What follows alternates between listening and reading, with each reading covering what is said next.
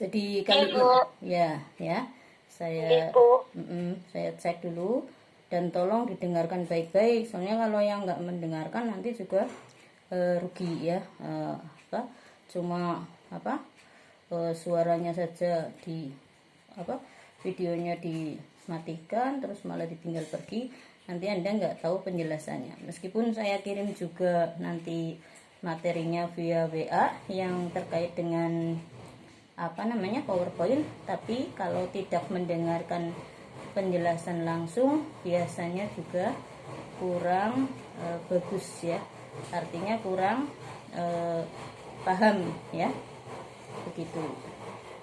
Kemarin kita sudah sampai pada teknis-teknis persiapan pidato ya. Nah sekarang yang selanjutnya adalah ini dulu, apa kita sampaikan yang terkait dengan bagaimana kita selaku orator itu dalam mengembangkan materi pidato ya.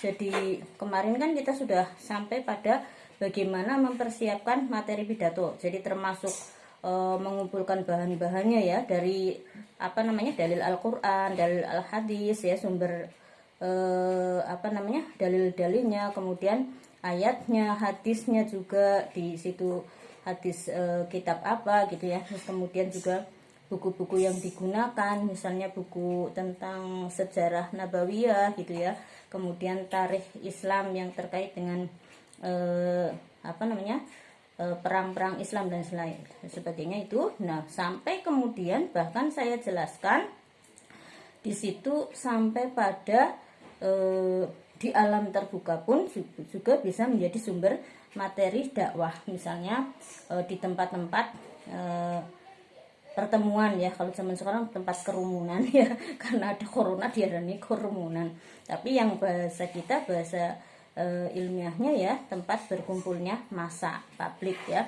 Jadi termasuk di terminal, di pasar, di rumah sakit itu bisa apa namanya dijadikan media dakwah, yaitu tempat berdakwah, dan juga bisa dijadikan materi dakwah. Artinya itu dari kita melihat di rumah sakit misalnya ya, banyak orang sakit ya mengeluh tidak sabar. Nah, kemudian kita punya inspirasi di sini, wah kalau begitu saya mau bikin materi dakwah tentang bagaimana memanage sebuah penyakit atau sakit itu menjadi suatu pahala, meningkatkan derajat dan menghapus dosa itu ya. Terus kemudian Anda cari di dalil-dalilnya bahwa orang yang sakit itu sedang diangkat derajatnya, sedang diampuni dosanya, sedang diberi pahala yang berlimpah ruah apabila bersabar, kan itu ya hadisnya seperti itu. Nah kamu Anda kumpulkan hadis itu,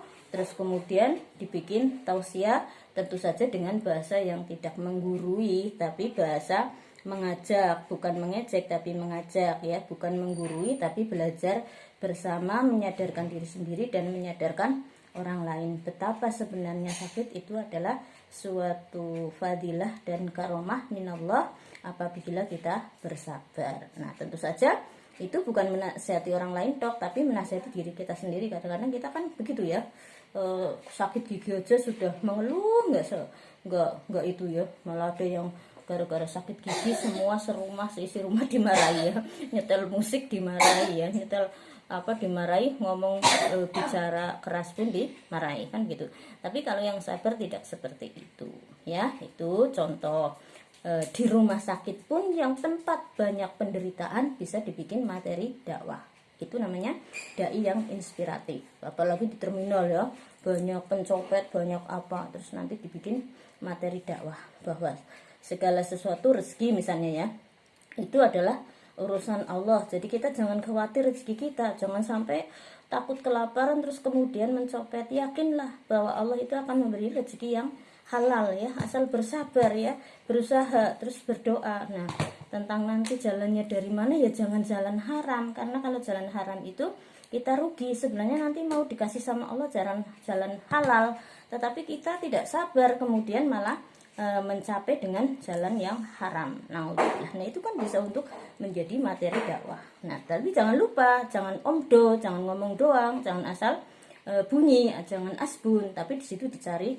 dalil-dalil yang berkaitan di sana ya. Misalnya kadal fakro ayakunal kufro ya, bahwa kefakiran, bahwa kebutuhan, bahwa rasa fakir itu sebenarnya bukan karena kekurangan materi. Fakir itu bisa orang kaya raya tapi merasa fakir ya, sudah punya mobil 1 pengen 5, akhirnya terus korupsi. Nah itu kan berarti kadal fakro ayakuna kufro ya. Orang yang fakir itu bisa menyebabkan kufur ya, kafir ya. Kafir itu di situ dimaknai kufur, artinya itu tidak bersyukur kepada Allah. Sudah punya mobil 1 seharusnya bersyukur, mobilnya digunakan untuk kebaikan supaya berkah, malah korupsi karena kepengen ganti mobil atau kepengen memperbanyak mobil. Naudzubillah ya. Itu misalnya contohnya. Jadi banyak sekali ya, asal kita itu kreatif di sini, selalu berinovasi ya, dimanapun tempat, apapun kegiatan kita ya, apapun yang kita lihat, apapun yang kita dengar ya, apapun yang kita rasakan ya kan, itu bisa menjadi inspirasi untuk menjadi materi dakwah ya. Nah apalagi variasinya digawe lucu-lucu zaman siki ya.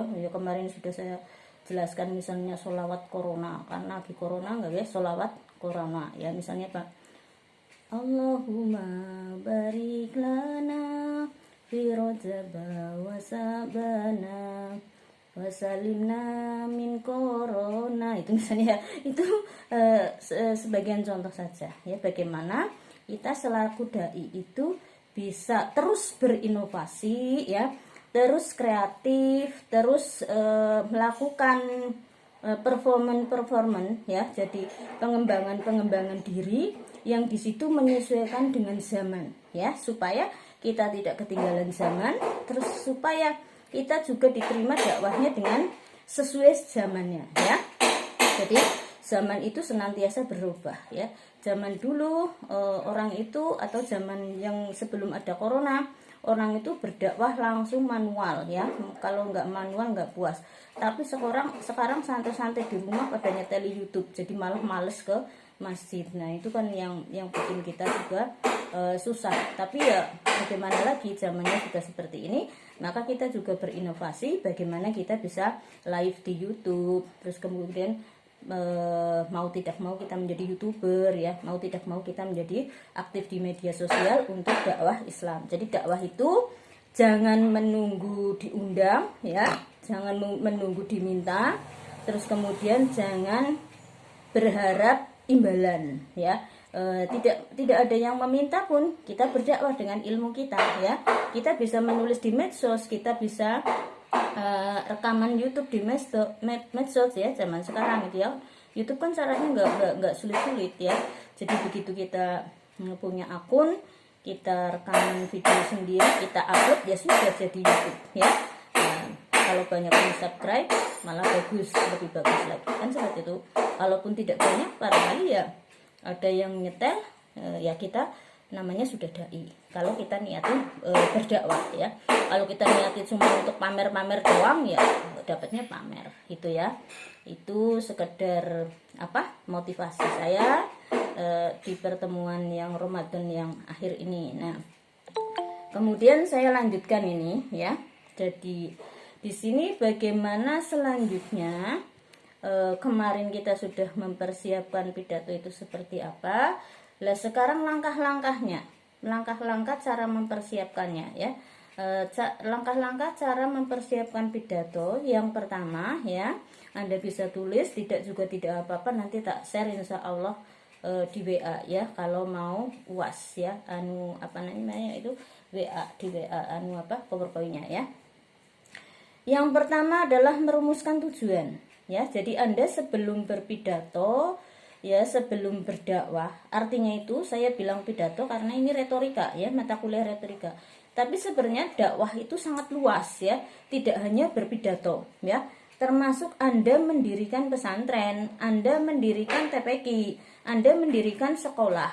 Niatnya juga bismillah, niat ingsun dakwah bil TPQ ya, atau niat ingsun dakwah bil madrasah ya, niat ingsun dakwah bil apalagi yang Anda dirikan, bahkan LSM ya, misalnya gerakan apa generasi maju gitu, labelnya generasi maju tapi di dalamnya isinya dakwah. Misalnya kegiatannya di situ ada kegiatan tilawah bersama ya, tilawah Al-Quran bersama dalam arti qori ya, kiro ya, membaca Al-Quran bersama, terus saling nyimak, saling mengingatkan yang salah dan yang benar gitu ya, seperti itu. Lah itu juga sudah berdakwah itu ya, seperti itu. Jadi dakwah itu tidak hanya ceramah, cuma ini mata kuliah retorika, jadi saya selalu bilang ceramah ya. Termasuk misalnya mendirikan TPQ, Anda sudah merumuskan tujuannya, saya mendirikan TPQ ini untuk berdakwah, terus kemudian Anda tuangkan dalam visi misi. Visinya apa? Membentuk generasi Qurani sampai abad ke-30. Jadi terus di situ programnya jadi jelas ya. Misinya apa? Misinya satu ya, setiap santri harus hafal Al-Quran ya. Terus nanti dituangkan lagi di dalam misi, dituangkan dalam tujuan. Tujuannya apa ya? Tujuannya adalah supaya setiap santri hafal Al-Quran. Terus metodenya ditulis ya. Metodenya setiap mau masuk, Ustadz harus mengajak santri menghafal Al-Quran, dimulai dari juz 30 atau juz amma, bukan 30 juz. Terus saja ya, setiap hari minimal 1 ayat ya, atau 3 ayat. Insya Allah nanti anak itu lulus dari TPQ tersebut, itu lulus jadi hafidh Al-Quran ya. Nah, dan kita juga hafal gitu ya. Jadi hafalan sekarang itu tidak seperti zaman dulu ya, yang harus istikharah dulu, yang harus soan kiai yang sungguh-sungguh, terus kemudian disetujui apa enggak sama kiainya baru boleh menghafal. Sekarang tidak, monggo semua itu menghafal. Kenapa itu? Karena sudah dicontohkan oleh Rasulullah dan para sahabatnya. Jadi Rasulullah juga hafal Al-Quran step by step, ayat per ayat ya, ada 5 ayat dulu, ada yang 3 ayat dulu sesuai dengan turunnya Al-Quran. Para sahabat juga begitu. Menghafalnya itu setiap kali ada tausiahnya Rasulullah tentang Al-Quran, terus kemudian dihafalkan, diamalkan. Nah, kita pakai mengikuti itu, jadi bukan bid'ah, bukan sekarpe dewek, tapi mengikuti jejak Rasulullah dan para sahabat yang menghafal Al-Quran dengan cara seperti itu. Ya, tentu saja ustadznya ya harus yang paham makhraj ya, paham tajwid, jadi sudah ngaji di pesantren. Makanya saya selalu menghimbau, atau bahkan secara kerasnya atau secara mantapnya memerintahkan ya. Kalau menghimbau kan sekedar ya gelem yang ono, ora yang ono. Nek aku terus terang bahasanya itu memerintahkan ya, kalau mau keras-kerasan. Tapi kalau bahasa halusnya itu menghimbau pada mahasiswa semuanya saja di pesantren ya. Kan kampus kita juga dekat sekali dengan pesantren ya. Monggo mau di Alfil, mau di Asasunajah, mau di Al-Ihya Ulumuddin lah, pilih betaya sampean, sing penting di pesantren. Karena apa? Di pesantren itu 24 jam bersentuhan langsung dengan materi-materi Islam, sehingga tanpa disadari pasti kita akan mendapatkan materi Islam ya. Beda kalau di luar. Kalau di luar kelihatannya sinau terus ya, kelihatannya ndeleng YouTube terus ya, kelihatannya buka Google terus nggak belajar ya, atau baca buku terus ya, kayak serius banget, tapi urung untuk apa-apa. Tapi kalau di pesantren enggak. Coba bayangkan ya, di pesantren itu dalam 1 tahun itu bisa menghatamkan berapa kitab coba. Nah itu berapa kitabnya itu enggak kecil loh ya, banyak ya. Jadi itulah yang kenapa saya menghimbau di pesantren, dan ada gurunya langsung ya, benar-benar menjelaskan secara detail dan benar kan gitu, dan ada sanadnya sampai ke Rasulullah.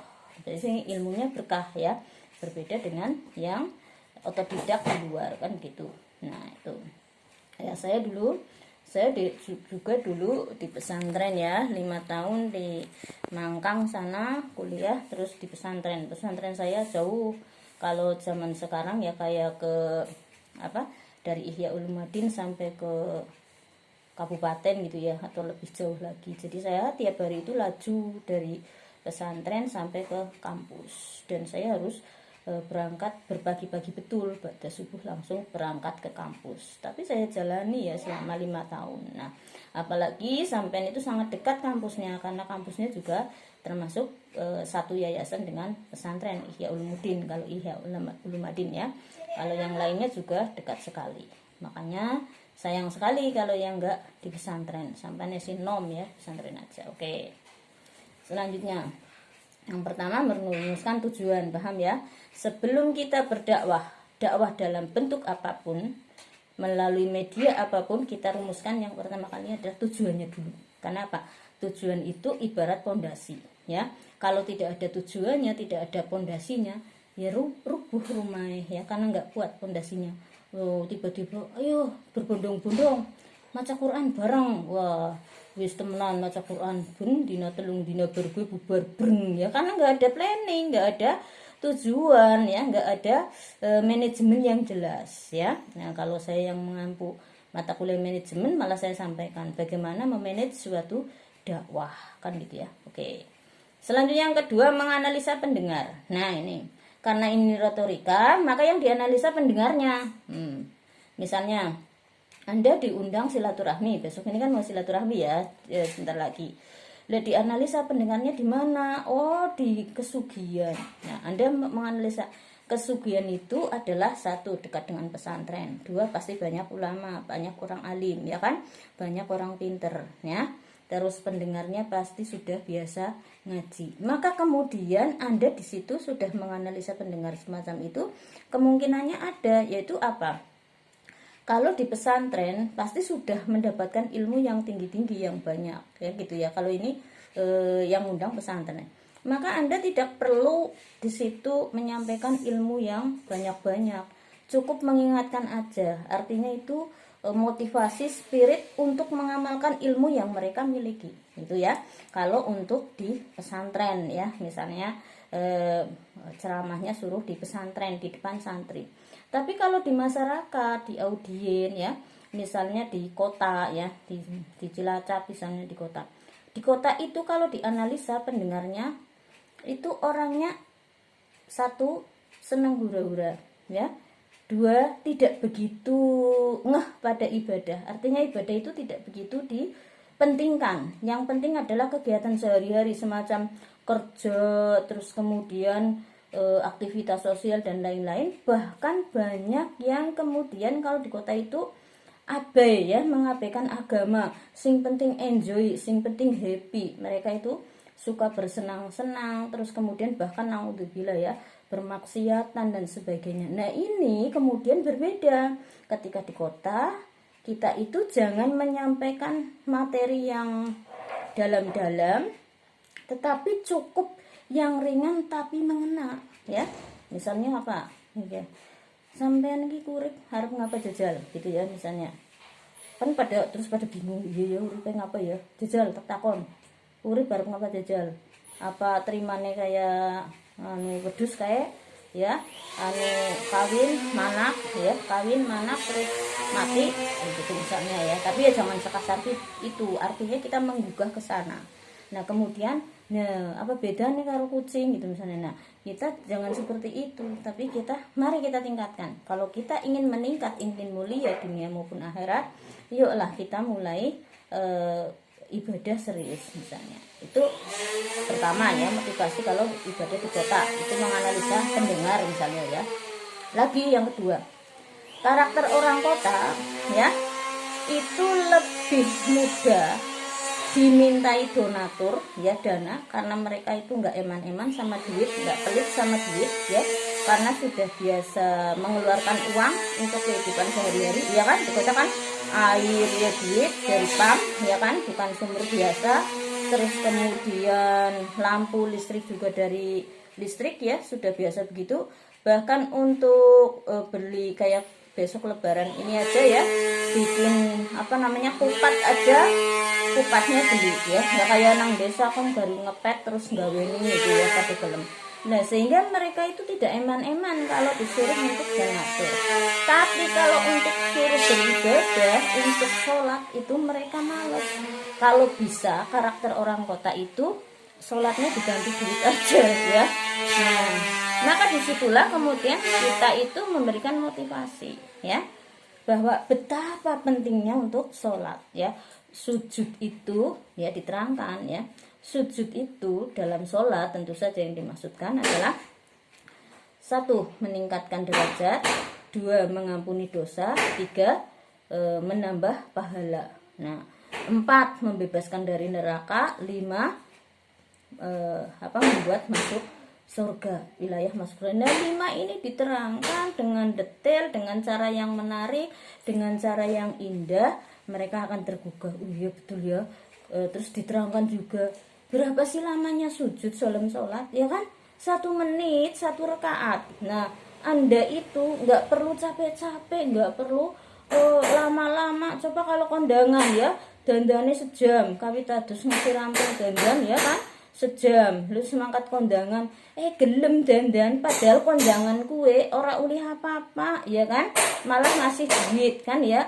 Nah, tapi nek sholat sujud Masya Allah 1 menit ya kan, nggak perlu dandan cantik-cantik, cuma berwudu dok masuk surga. Nah, itu digugah pikirannya. Nah, termasuk saya menyampaikan ini kepada Anda juga itu digugah ya kan, menggugah Anda saat ini, yaitu seperti itu.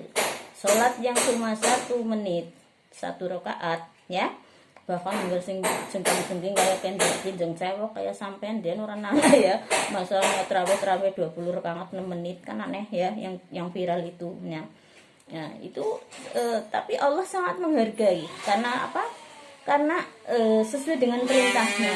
Manusia ini saya suruh untuk bersujud kepada saya, kok manut sujud ya, orang ketang sujudnya sengking kayak kendang cewek ya.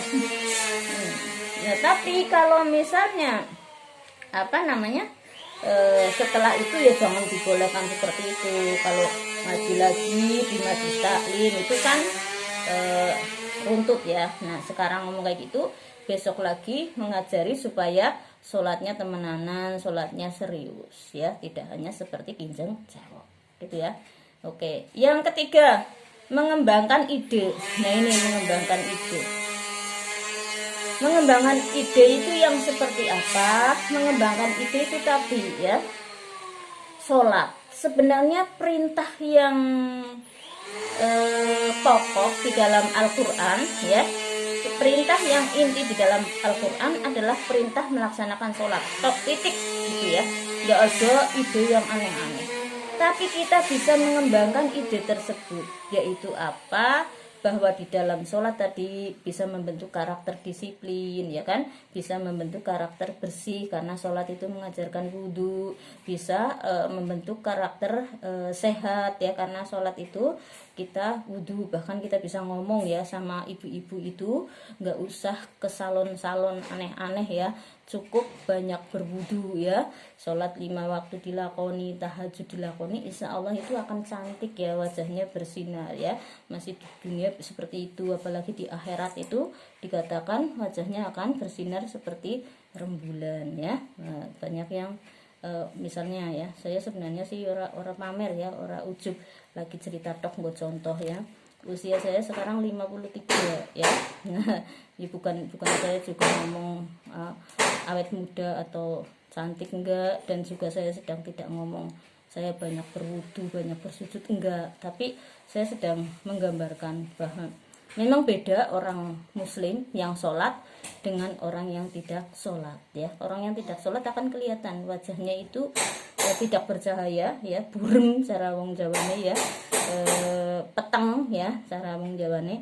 Tapi ketika yang banyak bersujud, banyak berwudu, itu kita melihat sinarnya ya. Kita lihat ya, misalnya ya, jadi kiai yang ganteng ya misalnya, atau ustadzah atau bunyai orang ayu jane, tapi dening nyenengi temen ya wajahnya ya, sorotnya kayak menarik begitu ya. Itu karena min asari sujudnya itu ya. Min asari sujud bukan berarti ininya hitam-hitam enggak, tapi di situ ada bekas-bekas sujudnya yang terpancar dari raut mukanya ya. Apalagi yang melanggengkan qiyamul lail. Biasanya pribadinya itu menjadi pribadi yang periang ya, pemaaf ya, karena apa? Ya sudah biasa di malam hari itu enjoy ya, menikmati kebersamaan dengan Allah. Jadi paginya padang ya, anak wong ngenyek ya santai baik, anak wong apa santai baik ya, kata Gus Bahar bilang nggak usah ribet lah ya, orang hidup itu bahagia saja, enjoy saja. Nah itu yang bisa seperti itu ya, orang-orang yang betul-betul sudah bisa menikmati hidup karena hubungan dengan Allah. Oke, itu mengembangkan ide ya. Ide sholat saja sudah belarang-belarang ya. Ide zakat apalagi ya, ide haji apalagi lah, bisa rame, bisa bagus materinya, dan bisa guyon menarik ya. Asal guyonnya tadi jangan di luar konteks, apalagi sampai guyon sing kebablasan yang sampai tidak berakhlakul karimah. Itu bukan dakwah namanya, tapi lawak ya. Lawak nggak boleh ya, yang tidak berakhlakul karimah nanti kena kasus kan gitu ya. Oke. Yang selanjutnya mencari sumber materi pidato. Nah, mencari sumber materi pidato kemarin sudah saya jelaskan ya. Bisa melalui buku dan sebagainya, bla bla bla, banyak sekali. Jadi saya tidak terangkan lagi sekarang supaya singkat ya. Yang kelima adalah mengolah dan merumuskan materi pidato. Nah, mengolah dan merumuskan materi pidato itu bagaimana? Nah, inilah tadi ketika kita sudah melihat tujuannya ya, terus kita sudah mencari atau menemukan temanya ya, terus kemudian tema ini diolah. Nah, diolahnya gimana? Diruntutkan ya. Misalnya silaturahmi ya, diruntutkan, disistematisasikan ya. Pertama ditulis satu ya, definisi silaturahmi. Anda tulis gitu ya, definisi silaturahmi Anda tulis secara lughawi dan secara istilahan gitu ya, istilah itu kalau dalam bahasa Arabnya ya. Kalau dalam bahasa Latinnya ya secara etimologi dan terminologi kan gitu ya. Atau kalau bahasa Indonesia ya secara bahasa dan secara istilah, kan sama saja, itu kan lain bahasa tok tapi maksudnya pada baik ya. Nah, definisinya itu sampaikan ya. Silat itu dari kata silatun ya, yang artinya menyambung ya. Rahmi itu berasal dari kata rohim atau rahim ya, yang artinya itu adalah rahim seorang ibu ini yang mengandung kan gitu ya. Lah atau arti yang lebih ada arti lain lagi, rahim berarti kasih sayang, berarti silaturahmi artinya menyambung tali persaudaraan yang sebagaimana digambarkan persaudaraan secara kandung antara anak kandung yang pernah sama-sama di rahim ibunya kan gitu ya. Terus kemudian bisa juga didefinisikan secara istilah, berarti menyambung tali persaudaraan ya, silaturahim ya, tali kasih sayang ya. Rahim itu dari kata kasih sayang, itu definisinya. Nah terus kemudian setelah didefinisikan ya, tapi ya tidak harus ini secara terminologi ya, ora usah gue. Silah niku artine nopo Bu? Silah niku artine saking bahasa Arab artine silatun, artine niku nyambung gitu misalnya. Itu seperti itu. Jadi gaya bahasa kuliah, gaya bahasa pidato, gaya bahasa tulis itu beda. Kalau tulis ya ditulis ya, silaturahim ya, secara etimologi, secara terminologi kan gitu. Tapi kalau bahasa ceramah ya disesuaikan dengan bahasa ceramah. Itu seperti itu ya. Setelah itu, setelah definisi, terus ditulis di situ ya, syarat-syarat silaturahmi misalnya. Syaratnya silaturahmi apa? Satu ya, dalam kebaikan ya. Jadi kalau misalnya Anda berhubungan dengan orang lain kok untuk tujuan maksiat, itu namanya bukan silaturahim lagi ya. Itu sudah namanya kesepakatan untuk berbuat jahat ya. Artinya bukan silaturahmi, beda lagi itu ya. Nah, terus kemudian di situ juga itu kan itu silaturahmi dalam syarat-syaratnya ya. Syaratnya harus satu, misalnya harus bertujuan baik ya. Dua, misalnya ada berapa orang yang di situ bertemu biasanya. Nah terus kemudian yang selanjutnya hikmah silaturahmi Anda terangkan juga, misalnya ya, satu, silaturahmi itu adalah apa namanya, idkholus surur. Idkholus surur itu artinya memasukkan ya kasih sayang ya atau kebahagiaan. Orang silaturahmi kan bahagia ya. Misalnya sampean besok lebaran berbondong-bondong ke tempat saya ya, silaturahmi. Saya itu senang banget ada mahasiswa datang meskipun Anda nggak bawa apa-apa gitu misalnya ya. Mohon maaf, orang-orang gue maksudnya guyon ya. Nah, karena apa?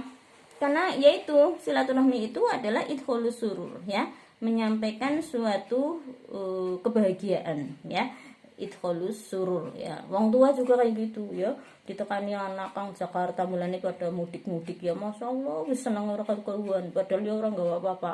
Engko baline kang desa malah gotongnya pasti ora ya, ana gedhong ana beras digawa-gawa nasi nang ibune gelem bae gawa mobil sih ya, padahal kang Jakarta kurang gawa apa, kurang gawa apa namanya, kelambi siji misalnya ya orang masalah, itu sudah idkholus surur ya. Jadi hikmah silaturahmi satu, idkholus surur misalnya ya. Kedua misalnya apa, menimbulkan mawadah ya, rasa kasih sayang. Orang yang biasa disilaturahmi nih dengan yang tidak, itu kasih sayangnya lebih lekat dengan yang silaturahmi ya. Seperti Anda ya, kalau saya sih sama Anda tetap sayang meskipun ora tahu ketemu ya, karena kita itu sejak kuliah ya sudah hampir 2 tahun belum pernah ketemu ya, live di di media online terus seperti ini karena sedang pandemi ya. Nah, tapi beda ketika sering silaturahmi, sering ketemu, itu akan lebih lekat ya. Itu kalau saya sih enggak, meskipun Anda jauh ya tetap saya lekat, karena hubungan saya tidak hanya dengan mahasiswa, tidak hanya hubungan live, hubungan fisik ya, hubungan pertemuan secara fisik seperti ini, tapi hubungan saya sudah hubungan batin. Artinya saya betul-betul cinta pada mahasiswa, saya betul-betul sayang pada mahasiswa, terus kepada santri ya, kepada jamaah, karena semua itu adalah hubungan yang menurut saya hubungan persaudaraan ya. Jadi saya terhadap mahasiswa itu saya anggap seperti anak saya sendiri, itu kan seperti itu.